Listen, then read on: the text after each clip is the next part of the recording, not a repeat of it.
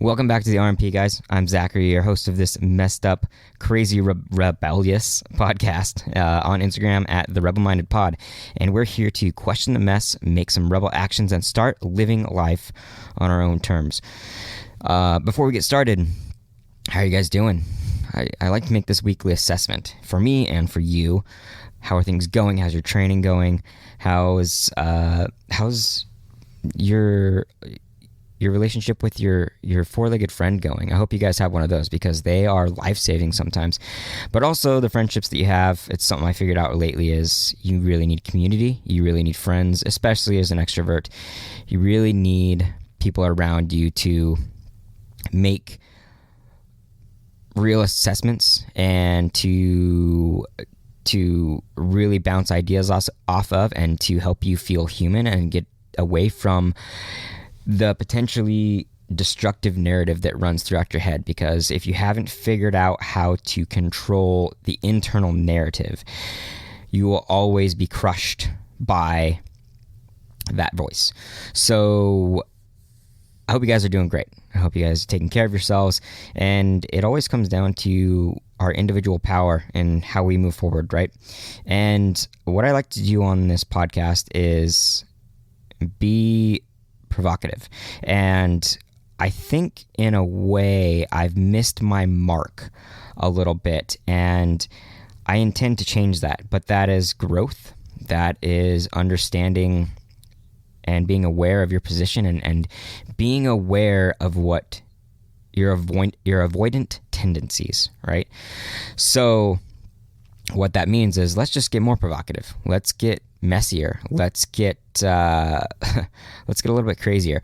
And before I get too carried away with my ramblings, I do want to get into this, in my opinion, very important discussion on a continuing issue, right?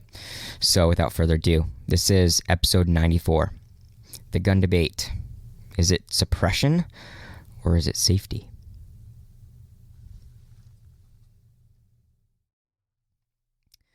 I'm going to be honest. I've lived a pretty jack-of-all-trades kind of life. I haven't had any obsessions that have turned me into an expert of any sort, but I've experienced little pieces of everything. There's pros and cons to that. Obviously, the con is that you miss major direction. You miss intentional purpose, and you have to kind of find your way through adult life trying to find that. Or at least in my opinion, that's what we should be doing, is finding that one or two things that really light us up, that help us make a difference in the world, right? And of those experiences that I've had, it has been with guns. Shotguns, rifles, pistols. I grew up around them. I hunted with them. I shot targets with them. I was shooting BB guns and pellet guns since before I was 10. And I was using a blow dart gun when I was even younger than that.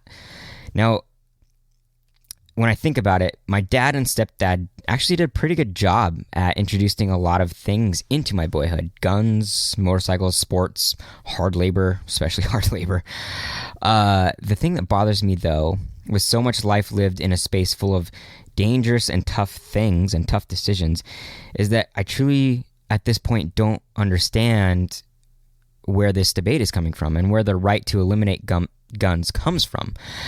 I understand the desire to eliminate them. I understand the bias and the possible fear, but the push to take away that freedom in which we were inherently given puts me on edge of questioning that whatever lies within the reason why they should be eliminated. And we all have reasons why they should or shouldn't. And I think that the why actually lies deeper than just the capability of ballistic projectiles, their potential to do harm. Now, my initial perspective is this. The gun rights debate might just be focusing on the wrong thing entirely, regardless of the conclusion of this episode. And like most things, our issues have more to do with what's behind the scenes on how things affect us on an individual level. Individuals make up the masses. So if each individual is making their decisions just by tribal instinct to be part of something, rather than by first approaching it from an individual level, which is very hard to do, by the way, the best we'll ever have is a fight for what is allowed and not allowed, not why it's not allowed or allowed. And most of the time, we are easily swayed by group decisions. On one hand, we do it to be included in the group, and on the other hand, we also do it for the fear of being excluded. That's evolution. We're always scared to be left out. And I know what you're thinking. It's either one of two territories that we each reside in. Either guns should be allowed because we hunt with them, we defend ourselves with them, we compete with them, and so on, or guns shouldn't be allowed because people are hurt by them, killed with them, and suffer loss because of them. But what if we stand in the middle for a minute to truly take an assessment of what is? And regardless of which side of the debate we lie on, have we really discussed up front why weapons are truly an issue? It might be more than we think. So let's look at what we know that's obvious. And it's going to seem like obnoxiously obvious, funny obvious. Guns are used to kill people. Fact. Guns are used for hunting and recreation. Fact. Guns are used for home defense. Fact. Guns were used to effectively win wars. Fact. The ability to kill is capable with other weapons. Fact. Guns cause accidental deaths. Fact. Guns have saved lives and kept crimes from being committed. Fact. Guns have taken lives and helped crimes to be committed. Fact. I am a horrible shot with anything other than a rifle. Fact. There are three things, in my opinion, that I think are crazy important when it comes to the use of guns and this debate. Things that I don't think we've taken time to consider on a larger scale. Number one, the actual history, use, and effect of firearms through our evolution, right? Number two, the psychological state of the users of any firearms or weapon. And number three, the fear of the unknown and known effects of firearms. And what I'm going to try to do is cover a degree of all of these in this episode. You guys ready for a crazy ride? So first, what do we know about firearms as part of our history? What do you know? I think we have to understand that quote-unquote weapons have existed for potentially millions of years, which was far before the most recent versions of humans came into play about 200,000 years ago. What we see in its most basic form is the development of weapons. And in some research that I did, posted up on a site from Human Origins, our weapon and tool technology started a very, very long time ago, as I previously said. The dawn of technology, by 2.6 million years ago. Early humans in East Africa used hammerstones to strike stone cores and produce sharp flakes. For more than 2 million years, early humans used these tools to cut, pound, crush, and access new foods, including meat for larger animals. These multi-purpose tools dominated early human technology for more than 1 million years. Ancient hand axes have been found in Africa, Asia, and Europe. And moving forward, by 790,000 years ago, control of fire provided a new tool with several uses, including cooking, which led to a fundamental change in the early human diet. Cooking released nutrients in foods and made them easier to digest. It also rid some plants of poisons. Then, it became a thing for hunting large animals. By at least 500,000 years ago, early humans were making wooden spears and using them to kill large animals. Early humans butchered large animals as long as 2.6 years ago, but they may have scavenged the kills from lions and other predators.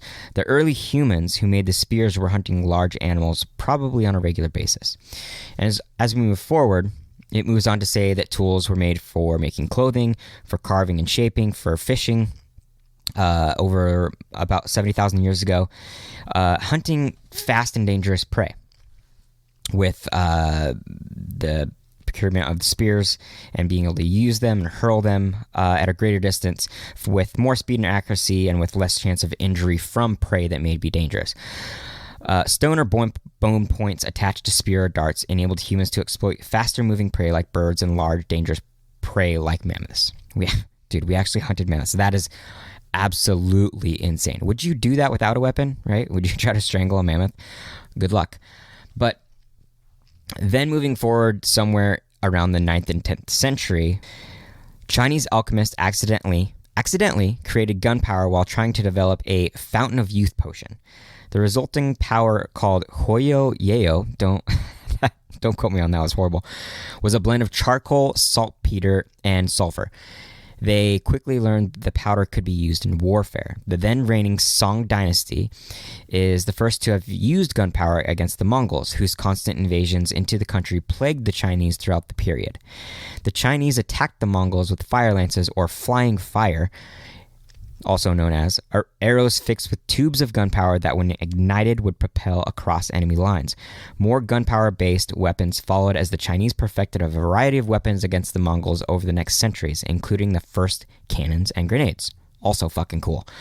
And as history moves forward, the use of gunpowder and firearms used as weapons only advances, taking huge advantage of spears, bows and arrows, swords and knives. Taking a huge advantage over spears, bows and arrows, swords and knives, although they all did and still do have their purposes. Now, starting in the 13th century, when European influence started using gunpowder for cannons and termed hand cannons, then in the 15th century, the creation of the matchlock was the next step in advancement. And it continues to, as far as with things like to create better accuracy for guns, rifling was created. It's the spinning grooving inside the rifle. Then the Colt as the first gun to be able to shoot multiple times without having to be reloaded. The creation of the shotgun, and then the machine gun. The recreation of a round bullet into a slug, and so on and so on. You guys get the idea. I don't want to bore you too much with the history. Now, as far as weapons go, the entanglement of their uses has always been tight. They have turned the tides of war. They have been used countless times in not just taking lives, but defending them. The firearm itself is and always has been a tool. And with the human desire to create, the modern firearm is only a perfected reiteration of the history of our own weapons. And it won't be the last. If history has taught us anything in the form of weaponry, it's that there will always be room for progress. Our number one quality over any other species was our ability to make progress, weapons included. Secondly, hundreds of thousands of years of human history should tell us this. Weapons have always existed. No matter who they are in the hands of, they have not only put us where we are today, but constantly changed the power dynamics between us as people. To take away one group's ability to defend himself, right, only makes it that much more enticing to others to overpower them. I think we forget about the ability and potential for human evil. And now, as we move forward, I want to bring up some studies and some articles. A 2006 study published in the peer-reviewed journal Health Affairs found that in a random sample of 400 news stories about mental illness published from 1995 to 2014, which includes sources ranging from the New York Times and the Wall Street Journal to CNN and NBC, 38% linked mental illness to interpersonal violence. And this is going to be important, and pay attention to that. And from that same article, it says, misleading statements about mental health and violence have very real consequences. They contribute to the stigma towards psychiatric patients, which can in turn lead to a fewer people seeking the treatment they need. They also engender discrimination. In 2013, a Kaiser Health poll found that 47% of Americans were very or somewhat uncomfortable living next door to someone with a serious mental illness, and 41% felt the same about working with someone with serious mental health issues. Now, pay attention to that fear dynamic, right? It goes on to say, the false link between mental illness and violence has another deeply troubling public health impact. When we blame gun violence on quote-unquote mental illness, or video games, or even assault rifles, we create a bugaboo, I don't know why they use that keeps us from doing the hard work needed to make real progress on gun violence. The U.S. mental health system and our country's approach to mental illness is far from perfect. But even if we perfected treatment, we would not stop the current American gun violence epidemic. To do so requires hard discussions and good research evidence about issues ranging from structural inequality, to addiction, to racism and misogyny, to firearm access by at-risk people, to social media. Blaming mass shootings on mental illness stops us from making forward progress. And in another article by RD.com on gun violence statistics, it states on the subject of mass shootings, defined most commonly as any shooting in which 4 or more, I've also heard 6, not including the perpetrator, are injured or killed. Mass shootings happen every day in America and sometimes more often. In 2019, there were 417 such assaults. In 2020, there were 610, nearly 2 mass shootings per day. I know, it sounds like a lot. Killing 513 people and injuring 2,543. But mass shootings represent a tiny fragment of our problem. Nearly 20,000 people were murdered by guns last year and another 40,000 injured. That doesn't even account for the approximately 24,000 suicides by gun in 2020. According to a 2016 survey of prison inmates from the Bureau of Justice Statistics, handguns were the most common type of gun possessed by federal and state prisoners. About 18% of prisoners said that they possessed a handgun, and 2% or less possessed a rifle or shotgun. Pay attention to those numbers too. A 2006 survey of prison inmates said that 90% of the prisoners who had a gun during their crime didn't get it from a retail source. And quote, "It's way easier to get a handgun than it is to do just about anything else in this country." End quote, Flannery, whoever this guy is. "Our background check is woefully inadequate." And it continues to say, of the 10,258 gun murders in the U.S. in 2019, handguns were used in 6,368 of them, according to FBI data. But these numbers may not be exact due to a lack of gun violence research by Daniel Flattery, a professor at Case Western Reserve University at the director of the Begun Center for Violence Prevention, Research, and Education, blah, blah, blah. In the last 3 years, 67% of gun massacres with 6 or more deaths, there it is, 6, were with assault weapons. Semi-automatic rifles, bullets, are bigger and travel much faster than handguns, Garrett said. And the combination of the speed and size of these bullets is why the risk of death and damage is so much higher. But handguns are easy to conceal and easier to carry, though open carry laws and concealed carry laws differ by state. So, with that information, I want to make this theory. What if you had a room full of 7-year-olds and you gave them all crayons to draw with, and then one of those 7-year-olds drew on a wall as soon as you walked out of the room? And what if he did this every couple of weeks whenever he got his opportunity? Do you take the crayons from every child? Does every child suffer because of the one? What will all of the other children start to think? Won't this bring resentment and anger to the single child? Wouldn't this ostracize the child and make him feel exiled? Won't this change the demeanor and the attitude of the child? What about the child himself? Where do his actions come from? His intended actions to draw on the wall. When given a tool to create, why would he create havoc? I agree that we have a system that puts weapons in the wrong hands. But how did those wrong hands come to be? And why are semi-automatic weapons the first weapons to be threatened to be removed if they are by far the least used, when more handguns are used than those rifles? A report done in 2019, built off FBI homicide statistics, found that of the 13,992 homicides committed, those 10,258 of these were committed with firearms. 6,365 were with handguns, and 364 were with rifles. 200 with a shotgun. Now, even more so is there's an alarming number. 3,326 of these homicides were used with unknown firearms, crimes that had no proof of what type of firearm were used. But with such a high number of handguns, what are the chances that most of those were not also handguns? So, in all this jumbling, why is it that most crimes committed are with handguns? Why is it that most home self-defense is also handguns? Handguns are by far easier to manage, easier to conceal, faster and easier to control within tight spaces.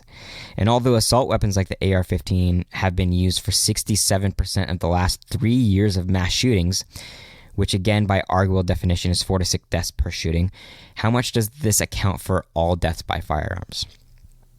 It's not that I'm saying assault weapons are any less deadly or potentially dangerous. But why such a heavy focus on them if they have such a small percentage in the overall homicide rate? Why are assault rifles like the AR-15 the first things to be removed? Why not handguns? Why not knives or other weapons? Could it be less about safety and more about control? The Second Amendment states, a well-regulated militia being necessary to the security of a free state, the right of the people to keep and bear arms shall not be infringed. Now, was this meant without a very honest and worthy purpose? Can we say that there was less trust and confidence back then than there is now? Is it not possible that our very own government or authoritative bodies now could possibly be trying to take more control from us? Would it not be possible that a nation full of people that are supposed to have control by the definition of democracy, would it not be possible that, if our ability to defend ourselves was taken from us, then we would be completely vulnerable to control by force? To do what we're told, to act as we're told, to speak as we're told. Would it not make sense that to have our right to bear arms taken away wouldn't also potentially heighten their ability to forcibly take away free speech, freedom to assemble, to exercise religion freely? Could that also make it easier for our homes to be breached, to have forced search and seizure? I think for the desire for good, for us to live in harmony and peace, for everything to go right, people expect the order itself by creating laws, taking away liberties, and to expect only good intention from our leaders will keep chaos at bay. That the more order we have, the safer we will be and the less crime will be committed. But let me touch on a couple things here. The world is always playing towards balance. Whether we like it or not, whether we can control it or not, the world will seek balance. And even order and chaos may stay within balance. It's the laws of nature. To allow too much order will lead to restriction, suppression, and dictatorship. The few will have more freedom and liberty, and more is taken away from the majority. And when order gets out of balance, then chaos builds pressure to rise. Take away people's liberty and freedom, and they will rise against that order with anger, mission, and justice to restore that balance. So, what are we really facing here? What have we overlooked that may be keeping us from moving forward? What seems to be happening is a focus on numbers. Numbers give us proof. They give us truth to what's happening. But has anyone asked why it's happening? I mean, a gun can't kill, but a gun with a trigger finger can. Same as the child with the crayon in the classroom. The crayon can't create graffiti on a wall by itself. It has to have a hand. The truth of human nature is that we embody and embrace ideals and opinions in which we were taught or have experienced. No one is born with hate or anger and the desire to kill. It's always outside circumstances that influence any human to do anything. The only thing that we inherently desire is love. And when we don't receive it, its opposite is molded into us. The world would not exist without love, compassion, community, camaraderie, empathy, and passion. Humans ask for these things and strive for them. So what happens when we don't get them?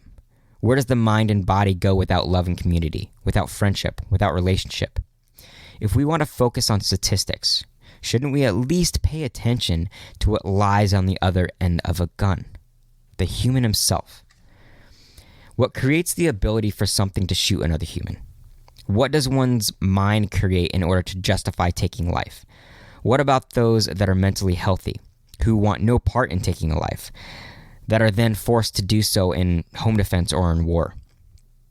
Where are the statistics that say that our mental health is poor?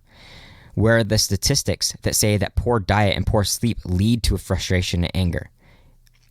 Where are the statistics that show that a life without love and community and inclusion won't turn a mind toward pain and resentment and brutality? Our ability to take human life has existed far before firearms. In order to protect loved ones and nations, to fight off danger. And how many times has fleeing failed? Not everyone that runs gets away. What I'm saying here isn't meant to convince anyone of guns or against guns. You can like or dislike whatever you please.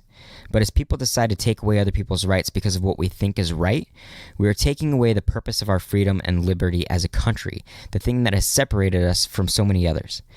And now I want to talk about the fear.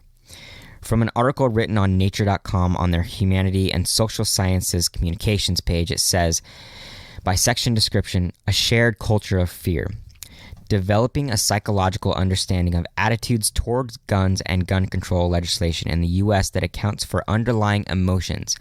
Motivated reasoning and individual variation must avoid the easy trap of pathologizing gun owners and dismissing their fears as irrational.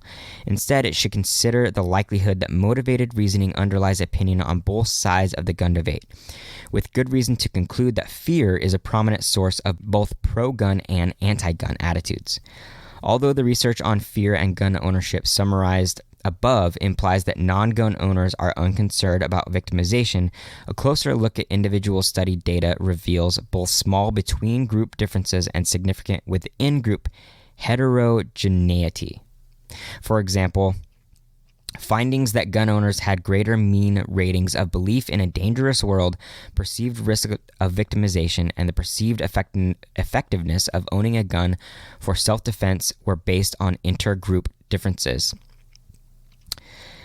Fear of victimization is therefore a universal fear for gun owners and non-gun owners alike, with important differences in both quantitative and qualitative aspects of those fears. Noted that the gun debate is not so much a debate about the personal risks of gun ownership as it is one about which of two potential fears is most salient. That of firearm casualties in a world with insufficient gun control, or that of personal defenselessness in a world with excessive control. That was a hard article for me to read through. Throughout this article, which seemed to have a lot of research beyond what I spoke of, there was a constant assessment of the fear built around gun ownership, and whether we own them or not, are against them or not. Maybe it has to do with fear based in all of us. Maybe we all fear and we decide on how to handle that fear. And it goes on to say, psychological research has shown that fear is associated with loss of control, with the risks that are unfamiliar and uncontrollable perceived as disproportionately dangerous. Although mass shootings have increased in recent years, they remain extremely rare events and represent a minuscule proportion of overall gun violence. And yet, as acts of terrorism, they occur in places like schools that are otherwise thought of as a suburban safe space, unlike inner cities where violence is more mundane and are often given sensationalist coverage in the media. So, to come to my own conclusion, what I see here is that we have three issues, which are all by personal perspective. But, number one, we are handling over our decisions to an entity outside of ourselves, outside of our individual decisions and ideology. Somehow our ability to trust ourselves has been taken from us as individuals and given to our leaders. We are trusting other flawed humans to make calls for us, just because they show us the worst of something, not the whole truth. Ideology on a major scale can be dangerous if it's far too opinionated and lacks inclusion and understanding. Our governmental bodies have started to use their own ideology of what's right instead of listening to the people. It's become a game of the few while ignoring the many. The second issue is, the probably more important piece here, is that we only see statistics. We haven't come down to the truth of what makes a crime happen. And that is the health of the individual or individuals following through with that crime. The health of our society and health as individuals changes fucking everything. Why would anyone want to commit a crime? Why would anyone want to hurt another soul? And how are weapons entangled in our history? Are they always going to be present? Are they just a piece of us?